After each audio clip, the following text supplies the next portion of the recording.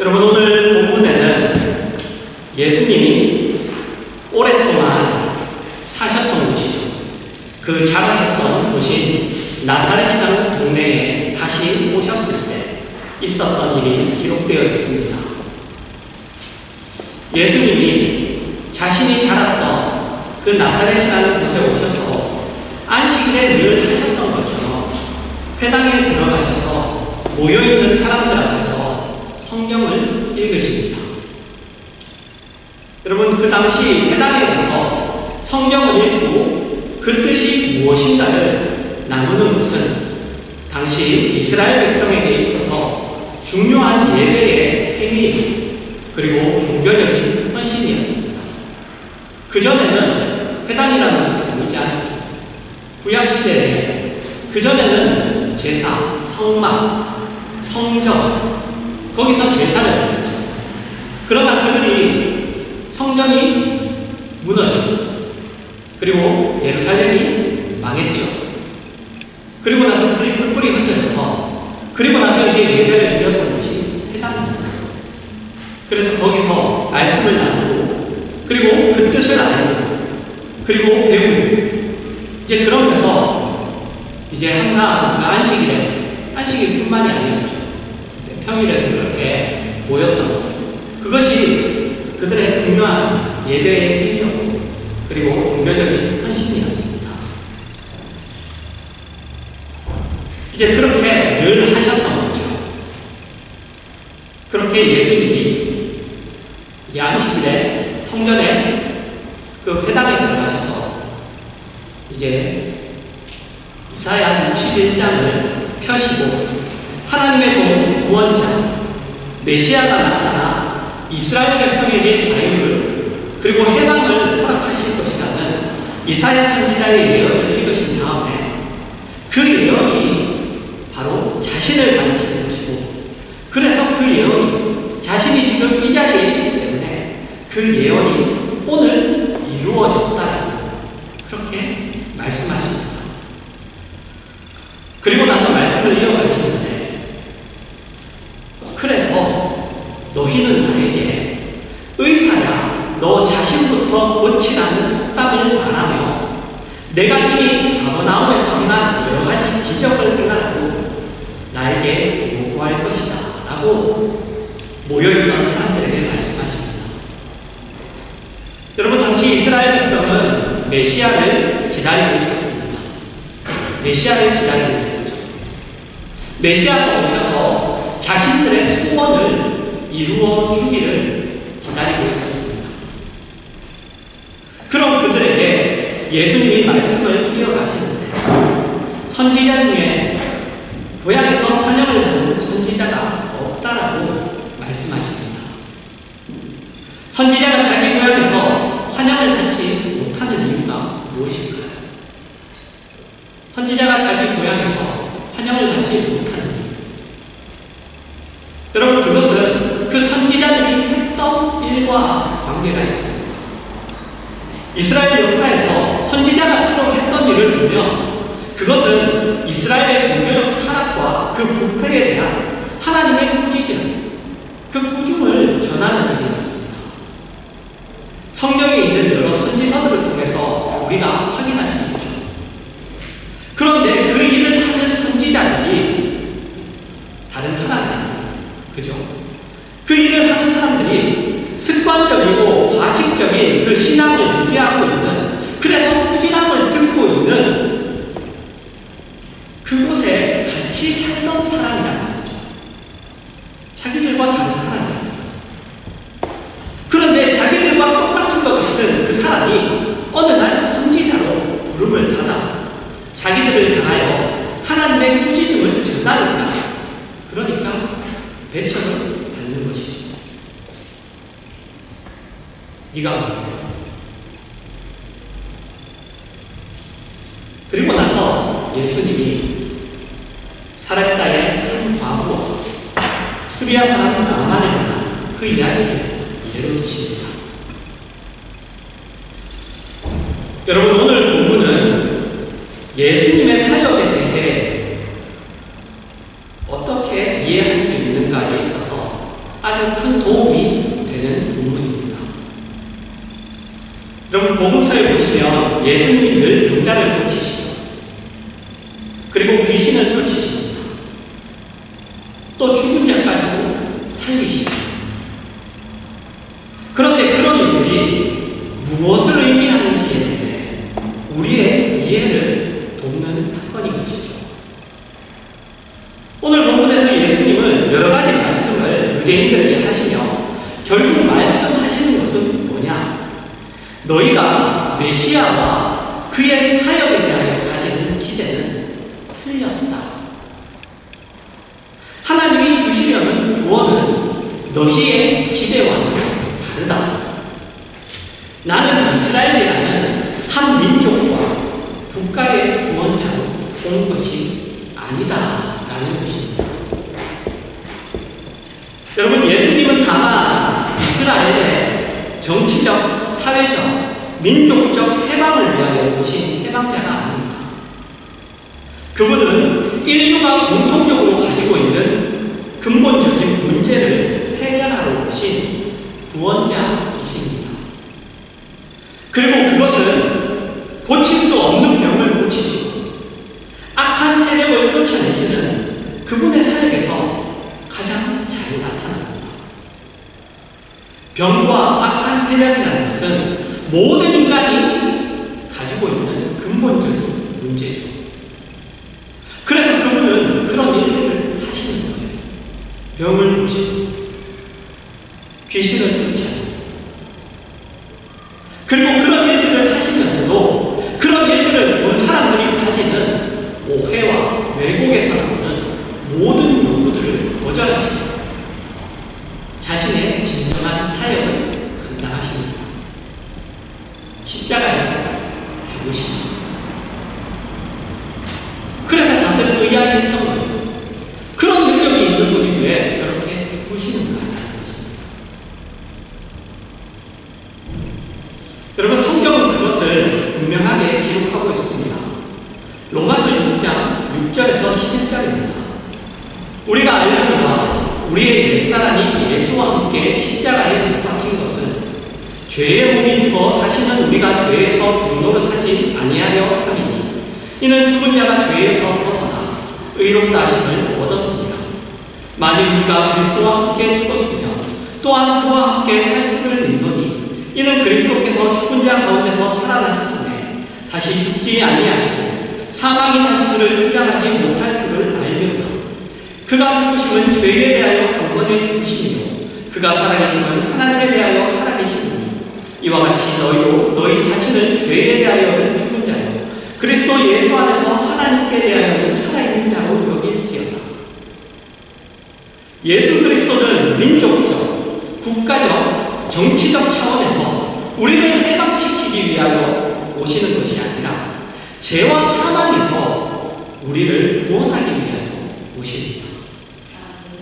그분은 우리의 물질적인 번영이나 아니면 정치적인 승리나 아니면 우리의 세상에 우리의 자존심을 세우는 일이나 아니면 우리의 욕심을 위하여 오시는 것이 아니라 우리를 참다운 인간, 정말로 인간된 인간, 참된 인간으로 만들기 위하여 오십니다.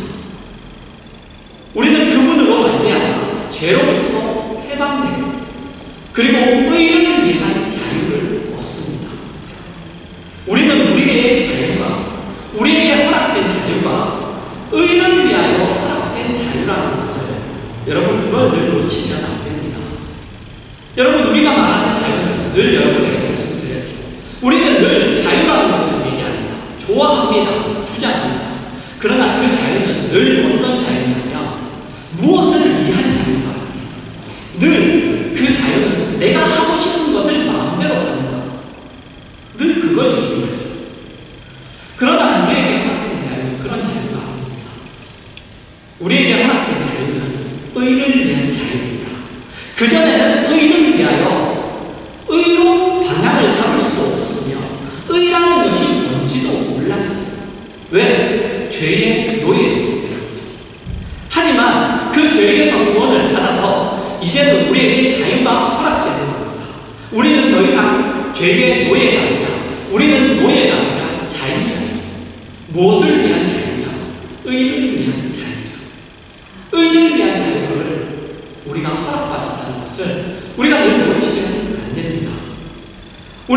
당시 이스라엘이 가지고 있던 문제를 동일하게 우리의 현실 속에서 우리가 겪으며 삽니다. 우리는 우리나라가 부강한 나라가 되기를 원하고, 잘 사는 나라가 되기를 원하고, 우리나라가 힘이 없어서 억울한 일을 당하지 않기를 바랍니다. 그것은 한 나라의 국민이라면 당연한 기대죠. 소원입니다. 그러나 우리는 우리나라가 세계에서 강대국이 되고 최고의 나라가 되기 위하여 기독교 신앙을 가지지는 않습니다. 또 그런 것으로 기독교 신앙을 증명하지도 않습니다. 그렇죠? 우리는 잘 되는 것은, 우리는 남보다 나은 것은, 우리는 불을 더 가지는 것은, 일이 더 잘 풀리는 것으로 봐라, 기독교 신앙이다, 이렇게 주장하지 않습니다. 여러분, 성경은 기독교 신앙을 동원하여 정치적, 사회적, 경제적 어떤 근거를 가지는 것을 허락한 적이 없습니다. 예수 그리스도로 말미암아 우리는 우리가 가졌든 못 가졌든, 배웠든 못 배웠든, 강자든 약자든 상관없이 우리의 필요가 그분을 벗어나서는 없다는 것을 확인합니다. 우리의 필요에 대한 모든 답이 그분에게만 있다는 것을 확인합니다. 그것이 그분이 우리를 잘 살게 해주고, 그것이 아니라 그분이 답이라는 것을 얘기합니다. 잘 살게 해주는 답이라는 것이 아니라, 잘나게 해주는 답이라는 것이 아니라 그분이 답입니다. 여러분, 예수님은 정치적, 군사적, 사회적 요구에 대하여 어떤 반응도 하지 않으십니다. 그저 인간을 죄에서 꺼내십니다. 예수님은 당시 억울할 수도 있는 이스라엘의 억울함을 풀어주시지 않으십니다.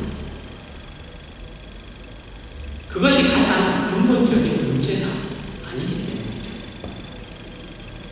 병을 고치시고 귀신을 쫓아내시는 것 같이 인간의 그 근본적인 그 죄를 해결하는 것이 그분의 목적이며, 그분 안에서만 인간은 참다운 인간성을 회복하는 것입니다. 빌립보서 4장 4절에서 7절입니다. 주 안에서 항상 기뻐하라. 내가 다시 말하노니 기뻐하라. 너희 관용을 모든 사람에게 알게 하라. 주께서 가까우시구나. 아무것도 염려하지 말고 다만 모든 일에 기도와 간구로 너희 구할 것을 감사함으로 하나님께 하라. 그리하면 모든 지각이 뛰어난 하나님의 평강이 그리스도 예수 안에서 너희 마음과 생각을 지키시리라. 우리 잘 아는 말씀이죠. 좋아하는 말씀입니다. 여기 관용, 감사, 평강이라는 단어가 나옵니다. 그리고 여러분, 그런 것들은 예수 그리스도 안에서 허락된, 예수 그리스도로 말미암아서 성립되는 것들이라고 이야기하고 있습니다. 예수 그리스도가 없이는 관용, 감사, 평강이라는 것이 허락되지 않으며 그런 것들이 성립될 수가 없는 거예요. 그것 없이 관용을 말하고, 그것 없이 감사를 말하고, 그것 없이 평강을 말하는 건 이루어지지 않는 일이라는 것입니다. 여러분도 그렇습니다. 관용과 감사와 평강이 있습니다. 여러분, 우리는 끊임없이 우리가 가지고 있는 신앙의 진정한 힘을 놓칩니다. 예수 그리스도 안에서 우리에게 허락된 것이 무엇인지를 자꾸 놓칩니다. 우리의 현실은 끊임없이 이야기하죠. 너가 가진 힘을 보여라. 너가 이 현실에 대한 답을 할 수 없다면 내가 너희에게 답을 주겠다. 더 배워라. 더 가져라. 더 비전하라. 여러분, 세상은 우리를 그렇게 도전합니다.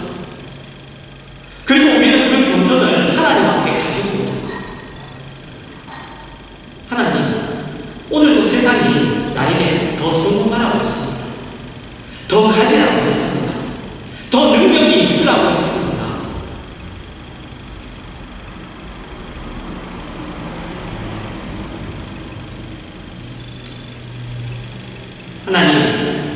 하나님은 그것을 다 주실 수 있는 분이신 줄 믿습니다. 나에게 그것을 주십시오.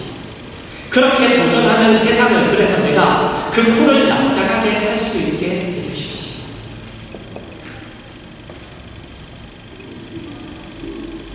여러분, 그것은 기독교가 아닙니다. 기독교가 이야기하는 것은 이것입니다. 하나님이 모든 것을 주셨다. 하나님이 그 아들이 예수 그리스도를 주셨을 때 인간과 인생이 하나님의 통치 안에서 넉넉하다는 것을, 넘친다는 것을 보여주셨다. 예수 그리스도가 오해와 괄시와 고통 속에서 그 인생을 걸으셨다. 십자가를 지는 일을 말없이 간신히가 아니라 넉넉히 걸어간다. 아무것도 부족하지 않았다. 그런데 너는 무엇을 더 달라고 하느냐? 여러분, 신앙을 가지고 있으니 아무런 고통도 없고 고난도 없고 갈등도 없다는 이야기가 아닙니다. 고통스럽습니다. 그래서 비명을 지르죠. 못 살겠다고 난리를 칩니다. 그러나 비명을 지르는 것과 의심하고 혼란과 타협에 빠지는 것은 다른 것입니다.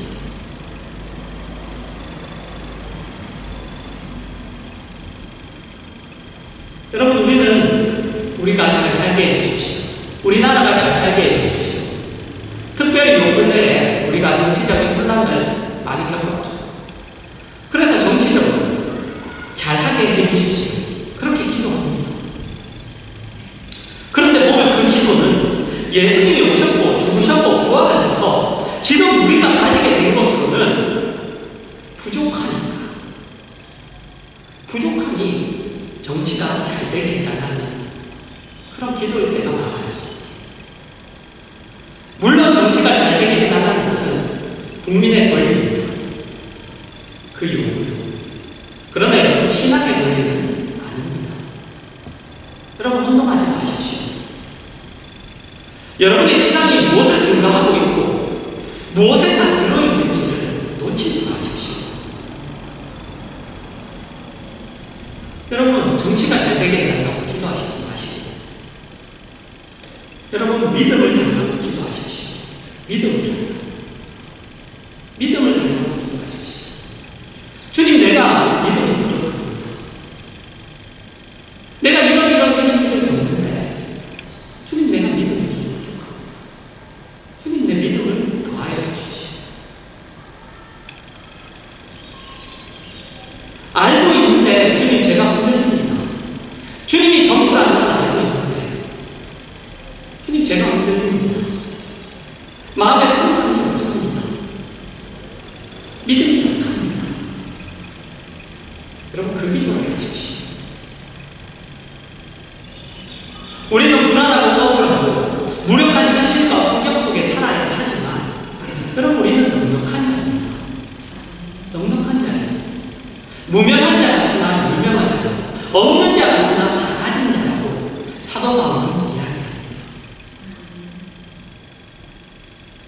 여러분, 우리의 궁극적인 승리와 그 영광을 방해할 것이 아무것도 없습니다. 우리를 괴롭힐 수는 있어도 우리를 실패하게 할 수는 없어요. 그것은 하나님이 그분의 아들인 예수 그리스도를 인간으로 보내셔서 우리와 동일한 인생을 살게 하신 것으로 증명되었습니다. 예수님은 고통스럽고 억울한 인생을 사셨습니다. 그러나 그것이 하나님의 뜻을 이루는 일에 있어서 최적의 길이었습니다. 여러분, 우리가 이해할 수 없는 하나님의 신입니다. 하나님의 신입니다. 골로새서 3장 12절에서 15절입니다. 그러므로 너희는 하나님을 택하사 거룩하고 사랑받는 자처럼 긍휼과 자비와 겸손과 온유와 오래 참음을 못 잊고 누가 누구에게 불만이 있거든 서로 용납하여 피차 용서하되 주께서 너희를 용서하신 것 같이 너희도 그리하라. 이 모든 것 위에 사랑을 다하라. 이는 온전하게 되는 힘이라. 그리스도의 평강이 너희 마음을 주장하게 하라. 너희는 평강을 위하여 한 몸으로 부르심을 받았느니 너희는 또한 감사하는 자가 되라. 긍휼, 자비, 겸손, 온유, 오래 참음, 사랑, 평강, 감사, 그런 단어가 나오죠. 그것은 여러분 예수 그리스도를 가진 자만이 할 수 있는 것들입니다. 여러분, 우리는 망할 것 같고 손해보는 것 같은 현실의 도전 속에서 그리고 그 유혹과 미혹 속에 있는 자들입니다. 그러나 그 속에서 진정한 약속, 진정한 내용, 진정한 힘으로 등장하여 그 삶을 살아내는 것이 성도의 특권입니다. 여러분, 세상을 보십시오. 예수 그리스도를 가지지 못한 세상은 여러분 가진 것이 없습니다. 그래서 여러분 비난만 하는 거예요. 누구를 비난해야 합니다. 그리고 여러분 누구를 발시해야 합니다. 누구를 욕해서 자신을 확인하는 방법밖에 없습니다. 다른 사람들 뺏어야죠. 하지만 우리는 그 속에서 관용할 수, 용서할 수, 감사할 수, 평강을 가질 수 있습니다. 우리는 나눌 수 있습니다. 누구를 무너뜨리고 빼앗아 서 있을 필요가 없습니다. 왜요? 우리는 가진 것이 넉넉하여 같이 공존할 수 있기 때문이죠. 여러분, 예수 안에서만 가능한 일입니다. 여러분, 가지지 못하면 줄 수 없어요.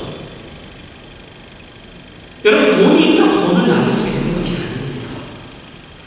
내가 가졌다고 생각한 사람이 내가 얼마를 가졌든 무엇을 가졌든 내가 넉넉한 사람이 내가 모든 것을 갖고 있다라고 생각하는 사람이 나눌 수 있습니다. 관용할 수 있습니다. 용서할 수 있습니다.